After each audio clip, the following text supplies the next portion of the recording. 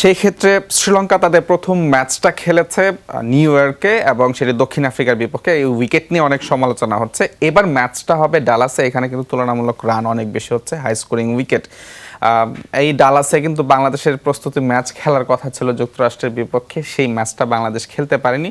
সেই হিসেবে একেবারেই অপরিচিত উইকেটেই বাংলাদেশকে খেলতে হবে, যেটা শ্রীলঙ্কার জন্য একই জিনিস।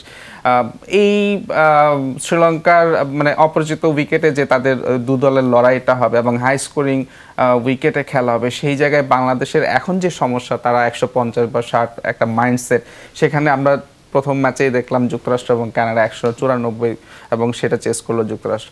বাংলাদেশ দলের সেই অ্যাবিলিটিটা আছে কি না যে ডালাসের উইকেটে সদ্ব্যবহার করা, 200 প্লাস বা তার আশেপাশে একটা স্কোর দাঁড় করানো? এটা তো আসলে আমাদের দলের প্লেয়াররাই মনে করেন হচ্ছেন আমাদের সামর্থ্য আছে 200 করার। আমাদের ক্যাপ্টেন অলরেডি বলে দিয়েছে যে বিশ্ব ইন্টারন্যাশনাল ম্যাচ 150-60-এর মতো হয়। সো তাদেরই বিশ্বাস নেই যে 200 হবেই, তাদের এই আত্মবিশ্বাসটা নাই 200 করার মতো। সো আমার মনে হয় না যে বাংলাদেশের 200 করার মতো সামর্থ্য আছে, কারণ আমরা দেখছি টপ অর্ডারে সব ব্যাটসম্যানই অফ ফর্মে আছে। সো 200 করার সামর্থ্য বাংলাদেশে নেই। আর তাছাড়া শ্রীলঙ্কার বোলিং লাইন আপ কিন্তু অনেক শক্তিশালী। সাউথ আফ্রিকার বিপক্ষে 77 রানে অল আউট হওয়ার পরেও কিন্তু তারা যথেষ্ট ফাইট দিয়েছে সাউথ আফ্রিকাকে। সো পাথিরানা, থাকসিনা, হাসানাঙ্গা সবাই বিশ্বমানের বলা। সো বাংলাদেশের জন্য যদি 160ও করতে পারে, সেটা শ্রীলঙ্কার জন্য চেস করা টাফ হবে এবং বাংলাদেশ আমার মনে হয় না যে 200 রান করার মতো অ্যাবিলিটি আছে বাংলাদেশের এখন। এবং সেই হিসেবে বাংলাদেশ শ্রীলঙ্কা টপ অর্ডার তারাও খুব শক্তিশালী এবং বোলিং ইউনিটে যদি বলি খুবই শক্তিশালী। আইপিএলে পাথিরানা এবং মহেশ থিকসানা প্লাস তাদের খুব দ্রুতগতি বোলার আছেন তুষারা। বাংলাদেশের জন্য কাজটা মনে হয় একটু কঠিনই হবে, খুব একটা সহজ হবে না।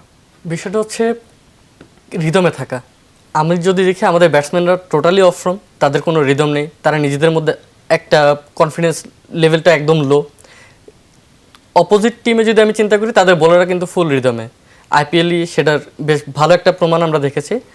প্লাস সাউথ আফ্রিকা ম্যাচের সাথে তারা যেভাবে বোলিং দিয়ে সাউথ আফ্রিকা অলমোস্ট মানে ম্যাচটা সহজভাবে জিততে দেয়নি।